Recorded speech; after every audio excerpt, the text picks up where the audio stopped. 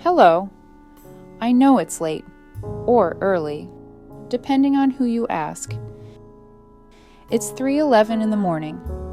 I'm sitting up in bed and there's a moth on my window. I thought maybe I'd tell you about it. Quietly. So you can fall asleep while I do. You don't have to stay awake. I'll keep watch for both of us. Now let's begin. The moth arrived just as I was settling into the folds of sleep. You know that moment where your body is floating and your thoughts lose their punctuation. It was quiet. So quiet you could hear the soft creak of the walls adjusting, like the house was exhaling after a long day, and then came the tap, tap, tap. Not loud. Just soft enough to make my eyes open again. I sat up, looked toward the window, and there it was. A small, gray-brown moth, wings gently fanned, tapping once, twice, then resting, like a polite guest who isn't quite sure if they've overstayed their welcome. Now, I've always had a soft spot for moths.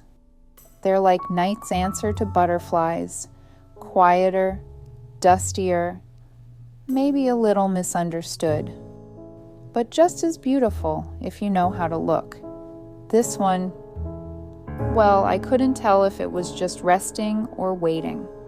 Its wings were shaped like the peaks of folded paper cranes. Symmetrical, kind of elegant. It didn't move much at first, just sat there, and I sat too, watching. Time passed slowly, the way it does at this hour. You know the kind of time I mean. The soft, stretchy kind, like warm dough left to rise in a covered bowl. I thought about turning on the light, but I didn't want to startle it. The moonlight spilling through the window was enough. It cast a quiet silver across the sill, and I imagined the moth might be bathing in it.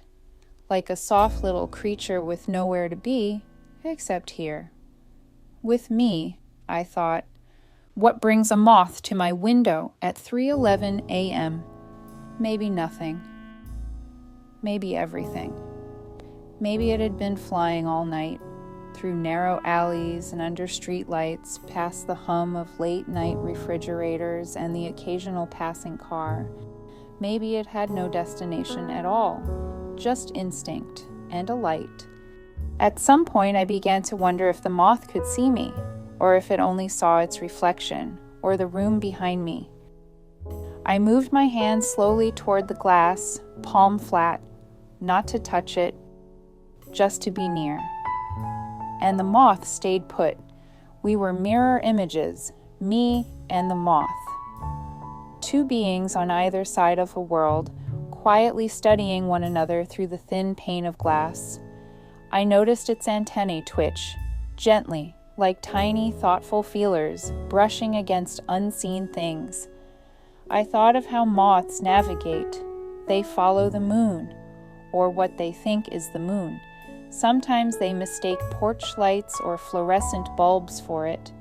It made me a little sad to think of something chasing light and being misled. But then again, don't we all? I thought back to when I was a kid.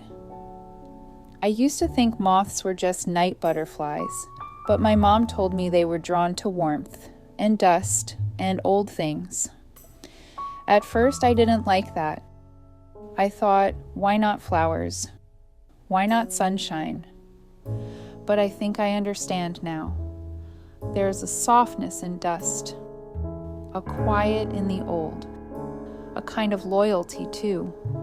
Butterflies dance in the day, but moths, they stay close when the world is asleep. That counts for something.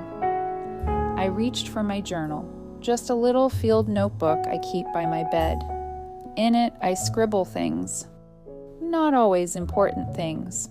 Sometimes it's what I ate for lunch, or a thought that felt too gentle to say out loud.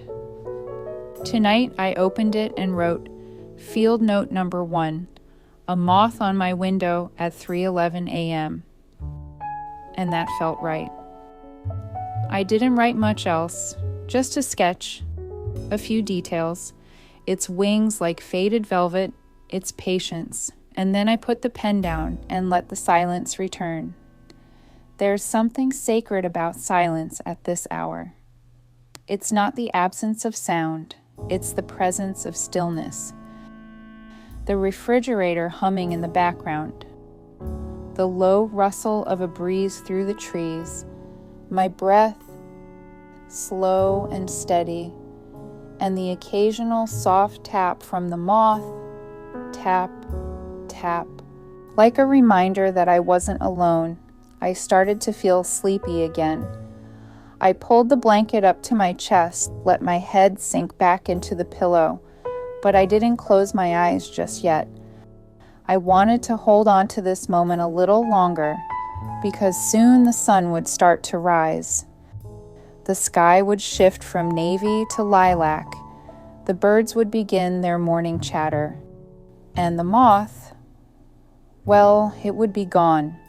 Maybe back into the trees, or under the eaves, or simply somewhere quieter than here. But for now, it stayed. I thought about all the people sleeping right now, all across the city, some in high-rise apartments, some in quiet cottages, some curled up on couches or in cribs, and somewhere, maybe someone else was awake, watching their own moth, or their cat, or the way the shadows shift on their ceiling. We're all little points of light in the dark, flickering on and off.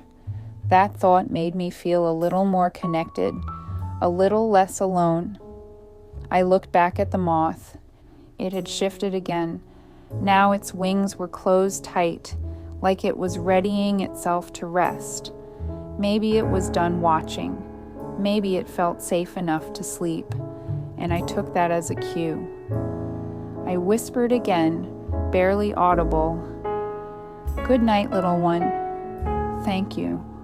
The moth didn't answer, of course, but maybe it heard me in its own way. Maybe presence is its own kind of reply. And so I closed my eyes. The night outside was still, the room even stiller, and the moth, on the other side of the glass, was still there. Just a speck against the sky. Just a reminder that sometimes the smallest visitors bring the gentlest peace. I hope you're feeling that peace now too. Let your breath slow. Let your thoughts drift like wings in the dark. You're safe here. You're held. And maybe tomorrow, or the next time you wake up in the middle of the night, there'll be something quiet waiting for you too. A moth, a breeze, a memory, or maybe just stillness. That's more than enough. Good night.